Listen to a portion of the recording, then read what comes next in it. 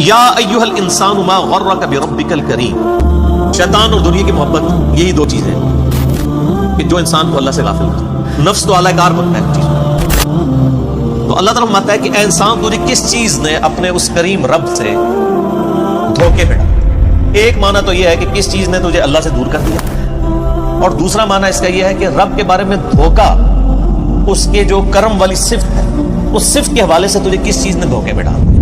یعنی تو نے یہ سمجھا کہ اللہ تعالیٰ بڑا معاف کرنے والا ہے، بڑا کریم ہے، عفو درگزر کرنے والا ہے، اس چیز کا تو نے نیگیٹو معنی کیوں ان معنوں میں لے لیا کہ تو اللہ کا باغی ہوگا، جس کی پریکٹیکل مثال اس وقت مسلمانوں کی اکثریت نظر ہے۔ کچھ بھی ہے اللہ تیرے محبوب کی امت، یہ دھوکے میں ڈالا ہوا ہے نا۔ اللہ کا جو کرم ہے، اللہ کی جو رحمت ہے، اس کے معاملے میں شیطان نے ہمیں دھوکے میں ڈال دیا۔ ہم نے اس چیز کا یہ معنی لے لیا کہ اب اللہ تعالیٰ کی اطاعت تو کرنی نہیں، خوب نافرمانیاں کرنی ہے، وہ تو ہے ہی کریم ہے، معاف کر دے گا۔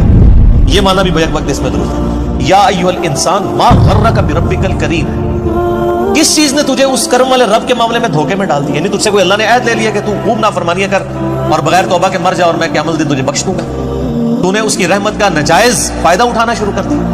یہ معنی بھی بیک وقت اس میں درست ہے۔